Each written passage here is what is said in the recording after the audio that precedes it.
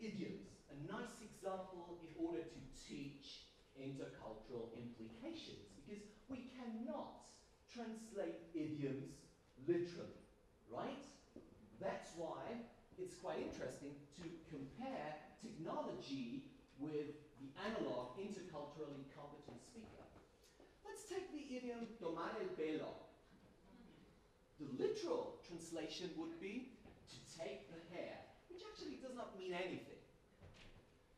The interculturally competent speaker, the analog speaker, would possibly know that this means to pull somebody's leg.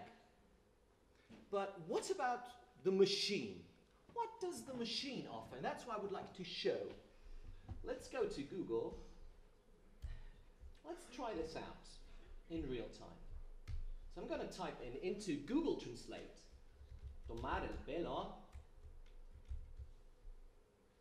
pull the wool over eyes, which actually does not mean anything, does it? I mean, can you somehow understand what that means? So the thing is, it's quite problematic when it comes to intercultural implications of idioms. Let's take another example. This is from Cuban Spanish, I guess. It's le tumba el mango, which probably means he flings the mango. Literal translation. An interculturally competent analog speaker would possibly know that this is some certain kind of expression of shock. Is that right? More or less. But what does the machine say? Yeah, let's try this out again. Le tumba el mango.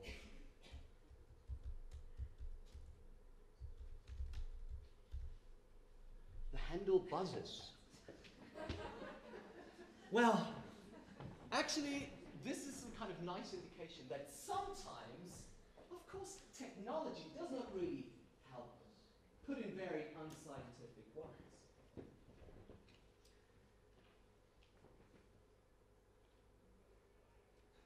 Music, please. Sound, please. Do you recognize the song? Anyways, that's the most important thing. Well, why am I picking this song? When it comes to the practical, but also scientific discussion about the use of new learning technologies in the EFL classroom, we sometimes have the image that a lot of experts come up with the apocalypse. Many of the people say, oh, we're using smartphones far too intensively. Our kids only stare at their smartphones.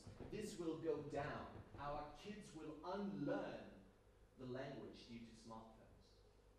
And I'm a big fan of Douglas Adams, the author of The Hitchhiker's Guide Through Galaxy. And he more or less sums it up quite nicely when it comes to change and fear. Because he more or less says everything that's here or invented when you're born is normal. Everything that is invented when you're 30-ish is cool and interesting. And everything that has been invented when you're over 30 is a bit scary. I don't know if that's the case with you, but sometimes that's the case with teacher when it comes to technology. And also, Packler explains that in a scientific context. He says that when we talk about new learning technologies, we talk about the world in flux. I have my microphone now. There you go. Better? Well, okay. So Pachler says, when it comes to the latest developments, also in new learning technologies, we call this the world in flux. So we have to try and find an intersection of professional teacher development, of the latest digital developments, and of course, also when it comes to learning scenarios, in order to focus on the general purposes of education. What we can say is that the screen in general, I think I'm going to switch it off because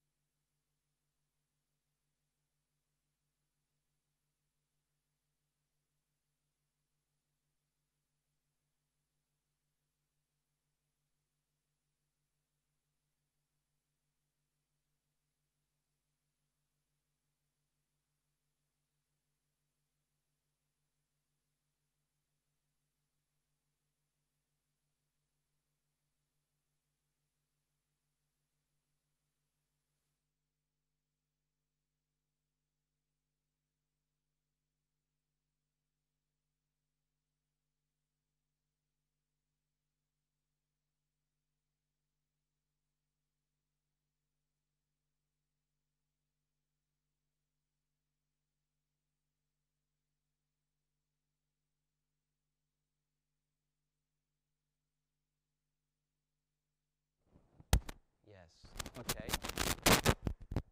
Yeah, okay. Right.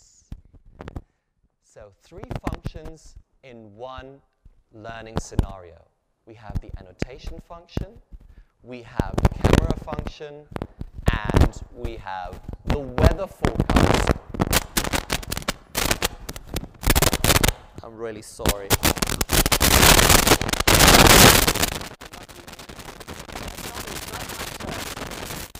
That's not my shirt. I guess we have to switch it on because of the stream. Right. Well. That's the thing. I'm really sorry. So, I think I have to switch it off because otherwise that's a bit of a nuisance, right? Okay.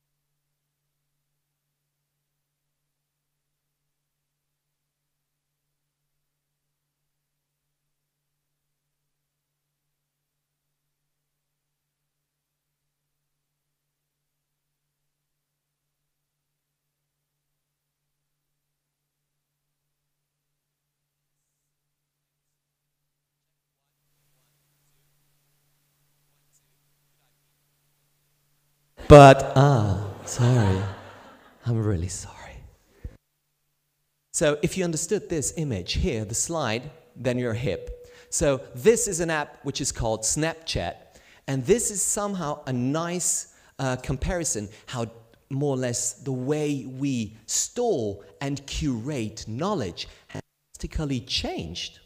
Whether we like this or not. But the thing is, there have been certain rapid developments we have to critically reflect on. The next tendency is a bit irritating, I have to say.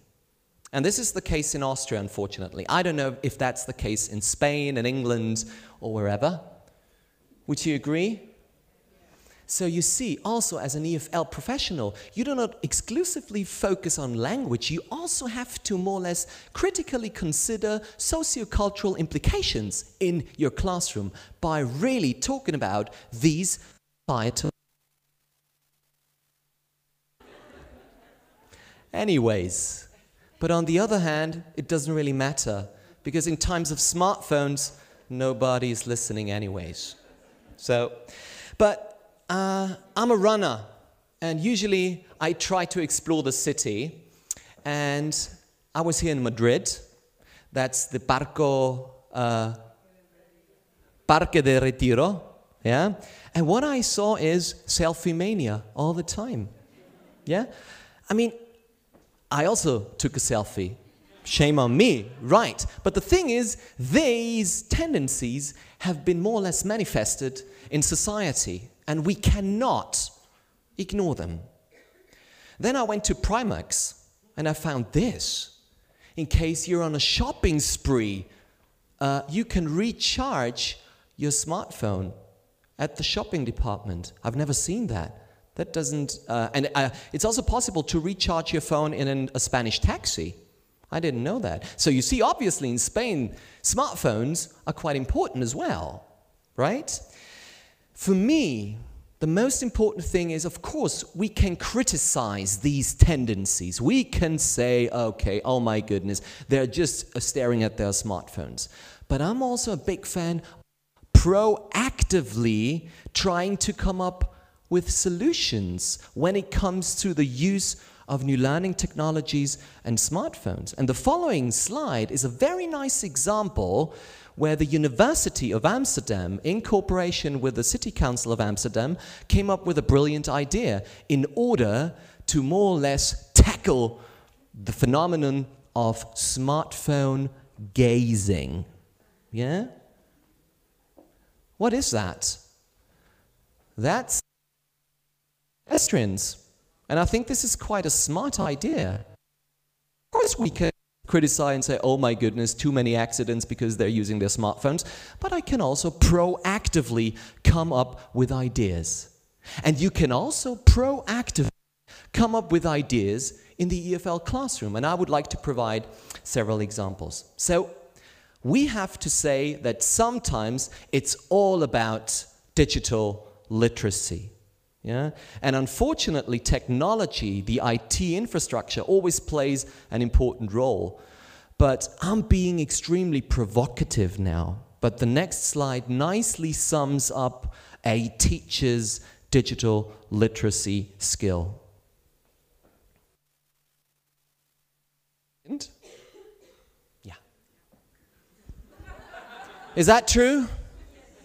I mean, there's plenty of research, of course, that also tries to manifest this, but it's the truth. And this is one of the biggest problems, of course. Probably you are one of these guys who said new learning technologies, but look at him. Technology is not working at the moment. But it's not about technology, IT infrastructure in general. I would like to still don't believe the hype. Yeah? And even more important, don't believe the swipe. What do I mean? There are examples where the analog is definitely better than the digital medium.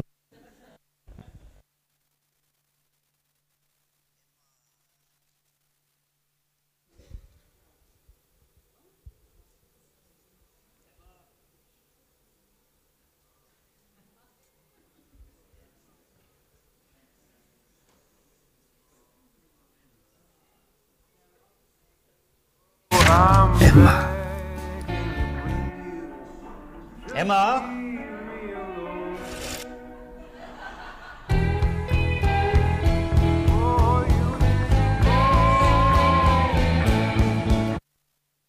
Of course, sometimes analog is better. And this is a very nice image that nicely sums up the idea. When was the last time you were at a concert? All the people just trying to using their smartphones, taping moment, right? But of course, we can also exaggerate the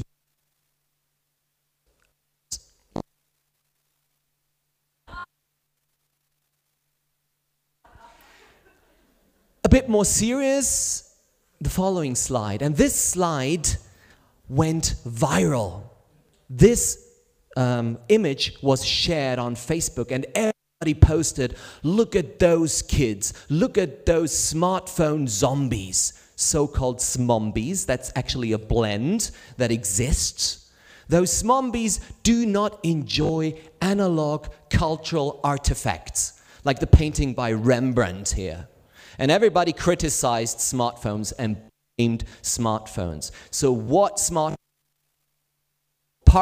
photo scapegoats, which of course is not the case, because if we have a look at the image in a more differentiated way, we would possibly know that these kids checked out this painting anyways, and then additionally used the museum's app in order to get additional information, additional audio, video, text, additional cultural information about Rembrandt, the time when he lived.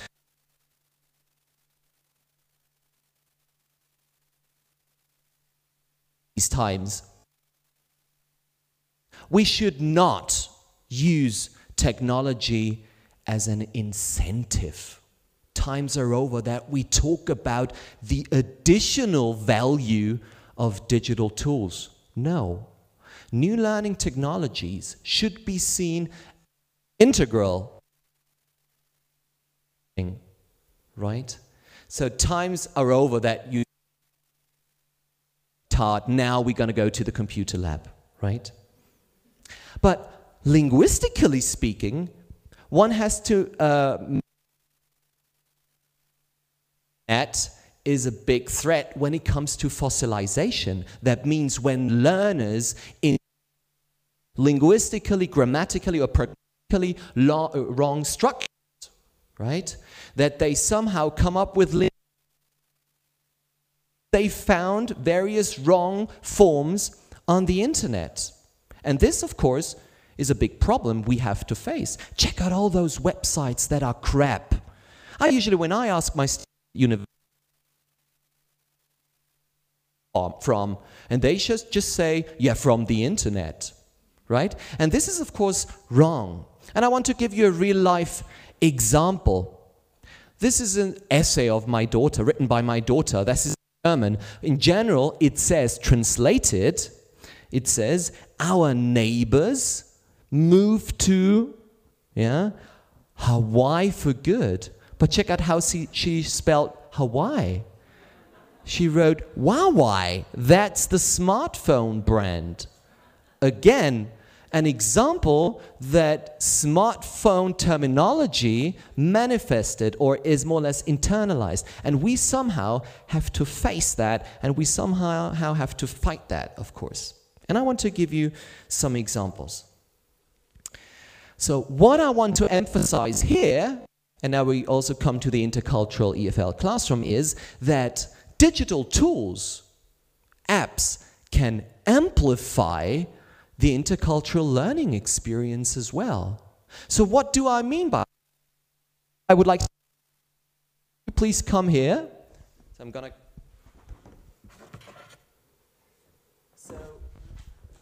So hi Lars. Hi. So the thing, you can take a textbook which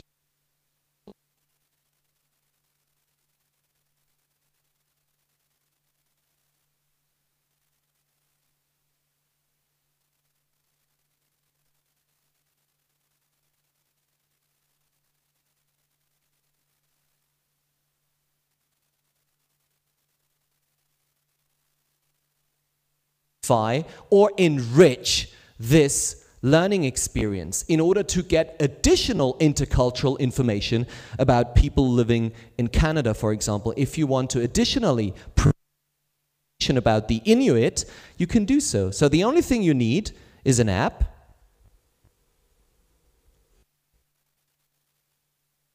It's called Oresma.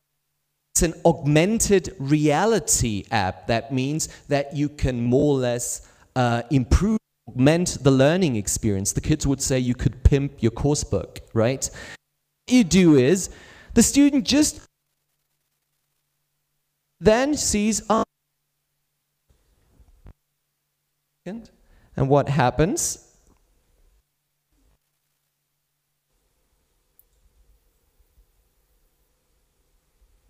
Video is supposed to.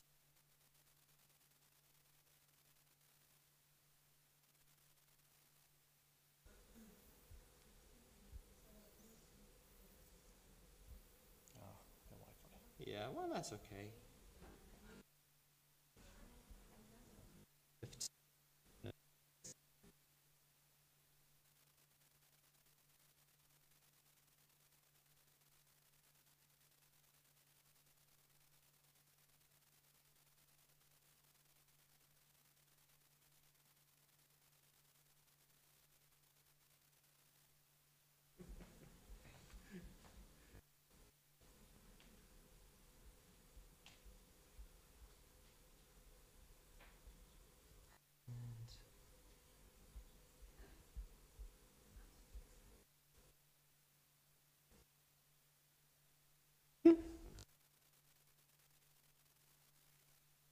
Yeah.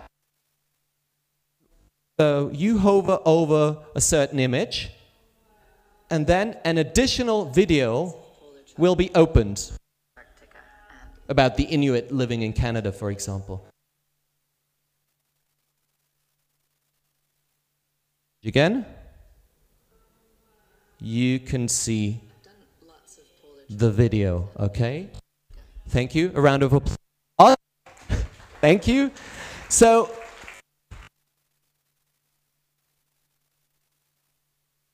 the learning experience, also with cultural implications in textbook methodology. So that means that's quite interesting. And you don't need to be a computer scientist in order to do that. And that's why I'm a big fan of augmented reality.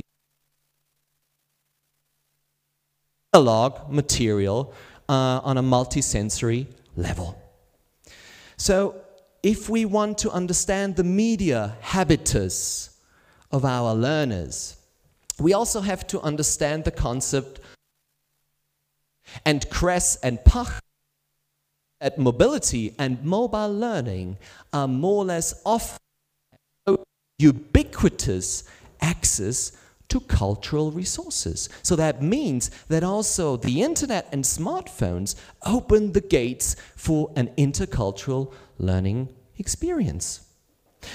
Just some kind of sidestep. When it comes to media, intercultural communication and media manipulation, of course, it's also extremely important for you as EFL teachers to talk about the topic of how the press is treated in various countries. So how the concept of freedom of speech, cultural implications, is treated in the... I provided, and you will be given the slides, I provided a bit of literature, a bit of research on the topic. But let's go back to the intercultural dimension of the EFL classroom and digital tools. One has to be aware of the fact that when we teach, under inverted comma, culture, this strongly correlates with a lot of bias and stereotypes as well. And it's your task as EFL practitioners to more or less deal with certain stereotypes, because I think this is one of the most important tasks of an EFL teacher, to fight stereotypes also in the EFL classroom, apart from teaching language functions. And seen from a scientific point of view, I think we can all agree that language, if language is understood as, culture is in the core of language teaching and should not be seen as a so-called expendable fifth skill, but should be taught in an integrative manner. I truly believe in that. Furthermore, I think we can all agree that there's more to language learning than teaching grammar, lexis, and so on, and that, of course, cultural knowledge should be a vital component of your EFL classroom. And if we combine the intercultural classroom with new learning technologies, a colleague of mine and I wrote an article about immersion in the context of digital tools. And we truly believe in the fact that immersion is a key pattern in the EFL classroom, and that we should embed learners in a cultural environment. That means using certain tools can embed our learners in various rich cultural environments. So what do I mean by that? Of course, I want to give you some practical examples. So what I believe is that due to technology, our learners have more possibilities in order to get in touch with different cultures, in order to really have access to an intercultural learning experience. So what we have to do is that our learners become users of an international or intercultural communication. This is an approach I truly believe in. And of course, we also have to teach the C cultures and the small C cultures. That means we have to teach the big C cultures like factual, cognitive knowledge about hard facts, you know, capitals, and so on. And we have to teach the small C cultures. That means customs, traditions, concepts of poverty, concept of education in various embedded cultural environments. So, language and culture are interdependent. I think we can all agree on that. It's not only about teaching world knowledge and concept, it's also about teaching interaction works, how certain discursive turn-taking sequences work in an intercultural context. For example, when English as a lingua franca speakers communicate. And if we talk about digital tools and learning technologies, So and Loy found out that in general, these are 4 categories of learning with digital tools, or the 4 categories of mobile learning. So the first category is planned learning inside the classroom. The second category is planned learning outside the classroom. The third category would be unplanned or emergent learning inside the classroom. And the fourth category would be emergent learning inside the classroom. And I want to provide practical examples, of course, from my university. I also teach Erasmus Plus students at our university. That means they are all English as a lingua franca. Tell them is, hey, you've got your smartphones.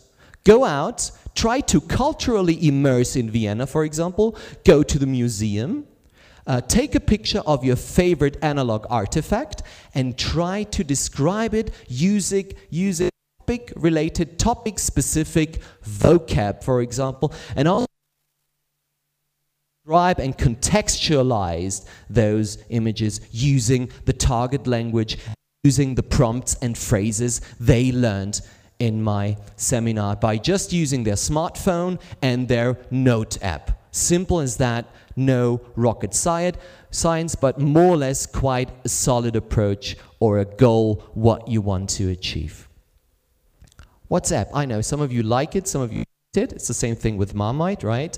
But the thing is, a real life task. I told my students, get together in groups of 4, go to the Museum of Natural History, try again to fully culturally immerse in our context in Vienna, and take a photo of an artifact and try to talk about this artifact and try to do turn-taking sequences in order to understand also how social interaction works in a digital scenario. So what these learners find out is the pragmatic force of utterances that probably certain turn-taking sequences and interactions between a Swede, an Italian, and a Spanish somehow probably work differently compared to conversation among native speakers, for example. And this is a very nice example how you can actively practice social interaction and turn-taking sequences. And seen from a scientific point of view, Taylor more or less calls this the learning. So we have a so-called technological level in the field of communication. This is just the app WhatsApp. I'm not so interested in the technological level. I'm more interested in the so-called semiotic level. That's the pedagogical level. That means what's the purpose of this activity? And here the purpose is clear, that my students try to interactively learn certain phrases using topic-related vocabulary, talking about a certain topic.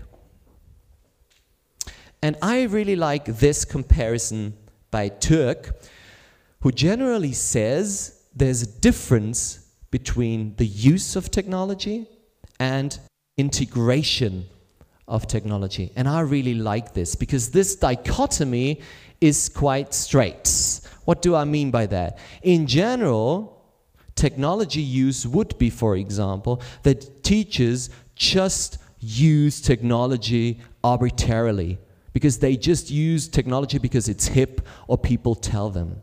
Whereas technology integration would be that the teacher really has an evident learning, or in that case, Purpose of the lesson is quite obvious, that the learner should learn something using a certain tool, and I want to give you a practical example. I think one of the worst things is, and I'm really experiencing that now, that a lot of teachers spend too much time on the actual technology. Yeah? Teachers and learners should rather use on the purpose of the language, on the aspect or the process of language learning, using technology. I think technology should act as a catalyst for the language learning scenario. And that's why Puente Duera came up with an interesting, probably quite known approach of how you integrate technology in the EFL classroom, for example. He talks about substitution, augmentation, modification, and redefinition. So what he actually means is that technology can have various phases when you have a clear purpose and goal. And I want to give you an example. Slumdog Millionaire, a classic, a film you can brilliantly teach, where you can really convey intercultural communication, cultural aspects. This film is so full, is packed with so many interesting things, like the concept of poverty, the concept of education and knowledge, or the concept of the chaliwali, the one who sells tea, for example, but also the concept how you can make it as somebody from the poor caste, right? So the task here was, in times when I was a grammar school teacher, the task was go to the movies, watch Slumdog Millionaire, and then write a film review about this film, trying to include as many cultural, intercultural implications like the concept of poverty, the concept of success, so on and so forth in this review. That is the analog task. The summer model applied would work like this. So, substitution would be the students don't write this review not on a piece of paper and with a pen. They use a word processing software. Be the example of substitution. Augmentation would be that they also use the spell check and the layout options using this technology. Interesting is the augmentation. So students would not only write it on a word processor, they would possibly use Google Drive and collaboratively write this film review together using Google Drive, for example. That would be the aspect of modification. And finally, there's the aspect of redefinition, that you fully redefine this task. So actually, you do not write a film review, that you produce a podcast, for example, you know, an internet radio show. And I want to play this podcast produced. So the task was go to the movies and write or produce a radio show review about Slumdog Millionaire. These are 15-year-old boys, 5th year of English. Are you really high, man? He really is high, man. Shoot, shooby-doo-wah. Get jiggy with it. Skippity-bee-bop. Yo, that was Afro Man with his track Because I Get High, and you are listening to Radio Ofen. This is DJ Showtech, and we're wishing you a good day today. In our today's show, Hot Videos, we're gonna talk about a film called Slumdog Millionaire, a Danny Boy production, and yeah, Florian knows more about it. Hey yo, this is Flo and you're listening to Hot Videos.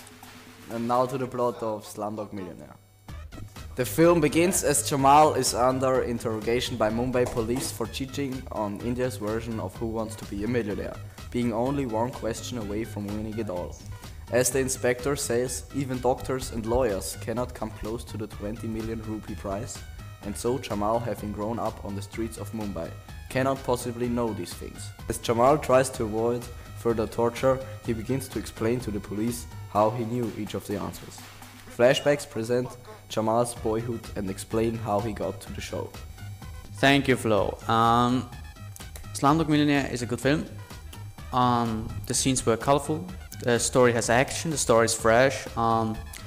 The actors played very well, especially Dev Patel and Frida Pinto as Jamal Malik and Latika, and you have to see it. Danny Boyle produced a really good feeling film. And now my friend Maxi interviewed a teenager who saw Slumdog Millionaire, and that's his opinion. Did you like the film? Yes, I like the actors, I like the music, and I like the story, but it was a little bit confusing. Which actor or actress did you like best? I liked Latika best, because she acts very well and I liked her look. Thank you, goodbye, and back to the oven. Thank you, Maxi. Sounds like a great film, Slumdog Millionaire, produced by Danny Boyle, and maybe you'll go to the cinema and watch it. So that was hot videos for today, and Radio Open go on with Bob Marley and Smoke 2 Joints. Thank you for listening, and It's a classic, 15-year-old boys, right? So, but what I want to emphasize here is quite obvious. So, they produced quite a nice radio show using different media, but they also used relevant and interesting phrases, typical phrases for film reviews. Yeah? They used topic-related vocab like protagonist, directed by. They even used grammar correctly, she acts well, and they used typical radio show host phrases, which I taught to them in the analog classroom. So this is a nice example of so-called blended learning. Nothing revolutionary, I know, but it's all about mixing the analog and digital, right?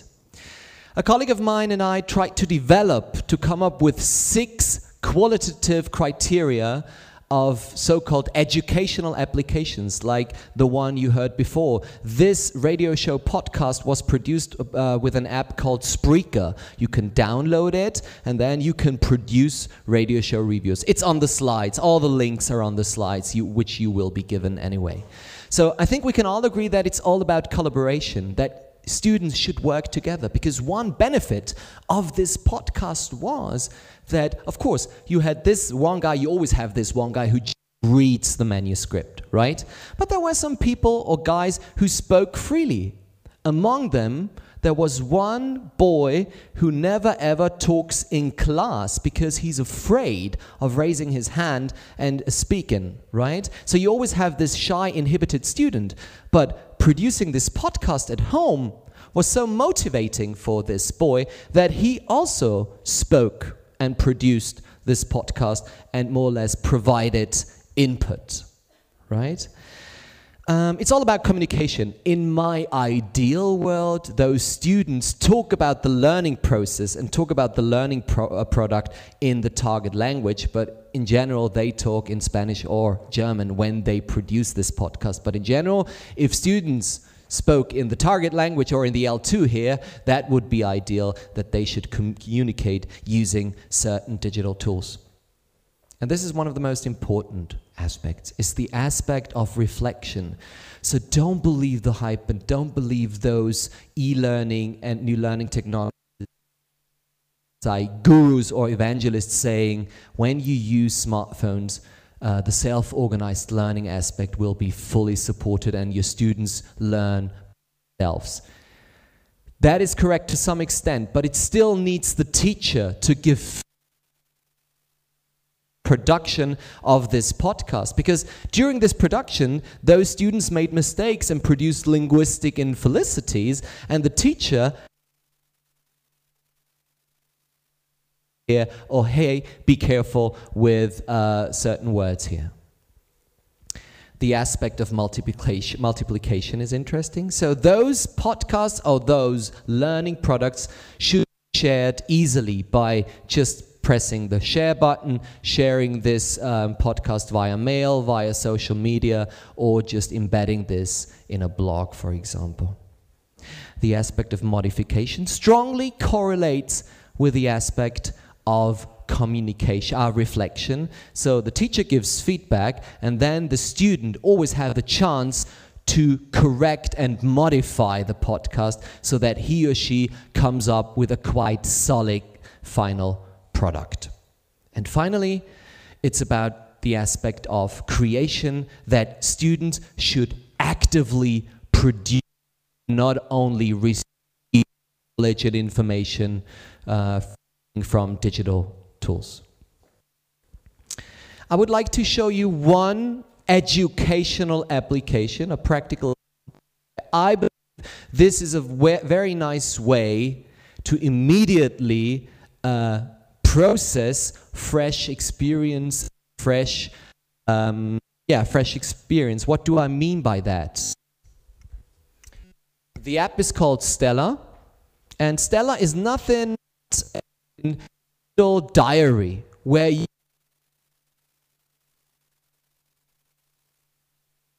audio and video. So I'm gonna show this to you here because, so what I did is when I went to Madrid, I just took pictures and I used Stella in order to come up with my own interactive diary. I don't need to be an IT expert, but for me, the most important thing is, and for my learners, is that they more or less associate the images seen from a point of view, that they try to contextualize various images. And what I have is a very nice, graphically appealing diary. It just says, it all starts with the journey itself, taking off in Vienna. And then we have in the images here. This is just an image of my final preps. I love to doodle and scribble down on analog. And then some impressions of the city. And I strongly correlates with the main function of the image. So you me and Lars, tapas galore. Thank you again, that was nice. And you see, you can always come up with text. This is important to me as an EFL teacher, that they always annotate the images using certain words and vocab. And you can nicely use that for if your students go abroad, and if experience, Stella is a very nice and simple tool where they can come up with graphically appealing. So you see, it's not rocket science and shouldn't be extremely complex. For me, there should be micro sequences where you have a clear teaching purpose. And to sum it up, Resnick calls those digital learning scenarios in an article piece a chance. So these digital scenarios should be project-oriented. Like, for example, coming up with a podcast. First of all, go together, talk about the production, and then very real life context. Always try to include with digital tools. And of course it's about passion. I know this is a bit exaggerated here, but when the students are allowed to use their smartphone, then they are motivated, and motivation strongly correlates with passion. I'm well aware of the fact that, of course, an exaggerated use of the scenario, which of course should not be the main aim. And of course, try to include or imply the aspect of play, some certain kind of game-based learning approach. So you probably found out, I'm not a big fan of so-called pars pro toto arguments. So to say, on the one hand, smartphones are evil and they make us fat, stupid, that's not enough for me. But on the other hand, I'm not a big fan of just saying the smartphone will revolutionize the EFL classroom. The truth is somewhere in the middle. And I know for this thesis, I won't be qualified for a TEDx talk, because they always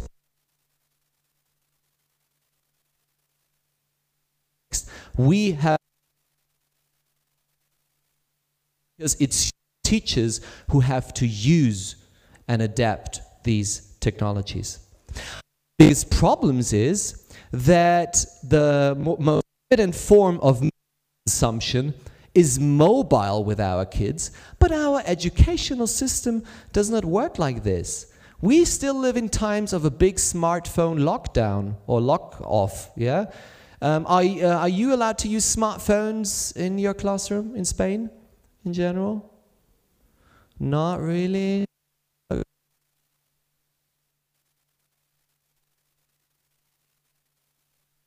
That you are reactionary teachers, or that every single teacher says, I don't like technology, is a digital troglodyte. No, because change is more or less human, right? As we tried to explain Douglas Adams. I think one of the most important things is that we have teachers, also those who are fond of digital, that they observe a certain kind of positive effect. For example, like podcast, shy and inhibited student actively used language functions. Perfect example. I'm not a big fan of Nike methodology, you know, sneakers. So what do I mean by that? Not enough. Smartphone is it. You have to use it. Go grab this piece, go into the classroom and just do it. No. Of course, not enough. We need solid, practical, but also scientifically proven approaches to use new learning technologies in the classroom.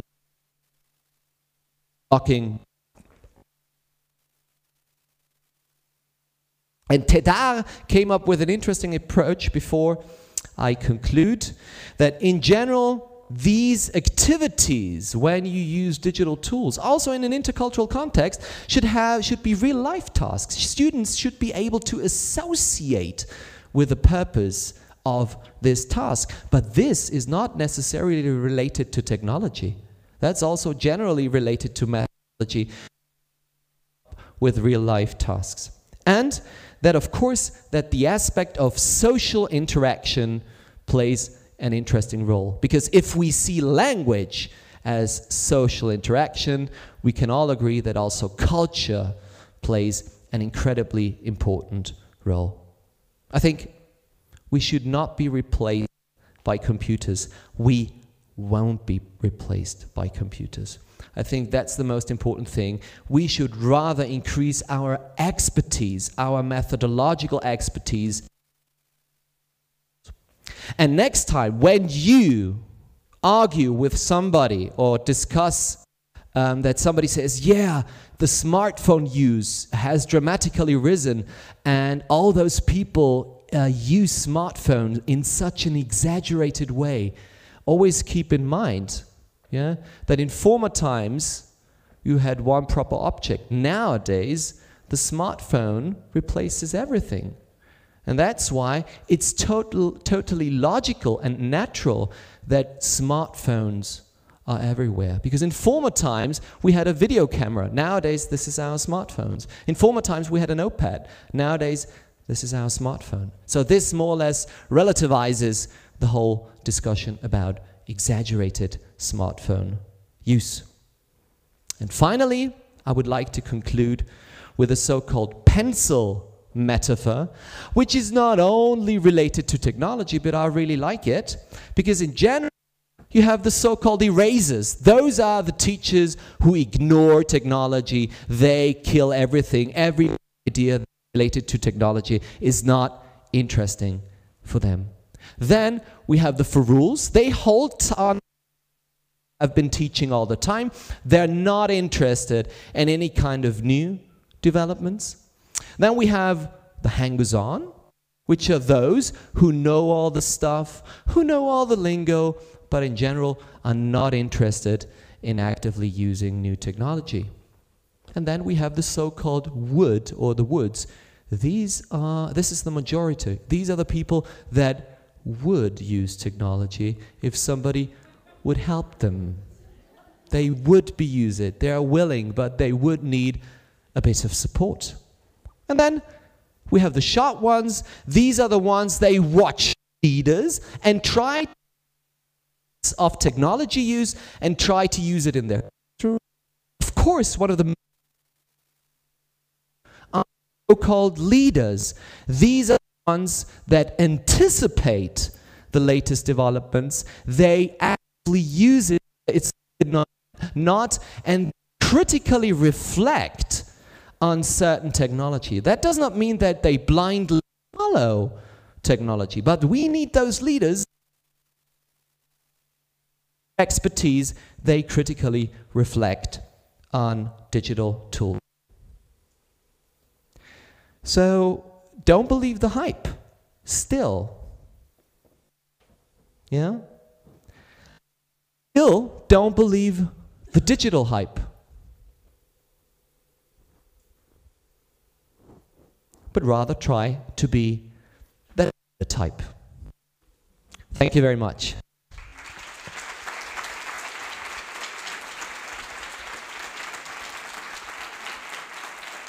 Thank you.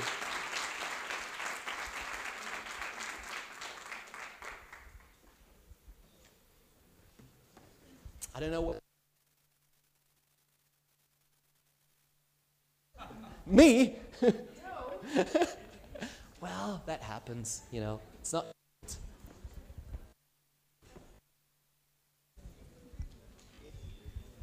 you need the microphone?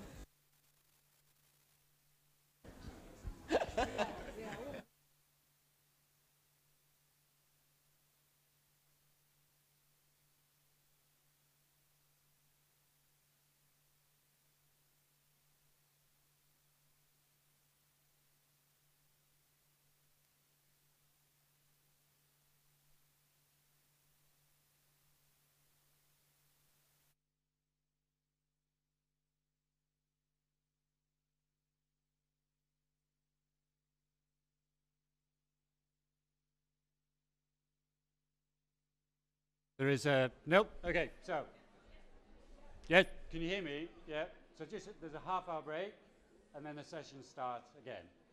Thank you.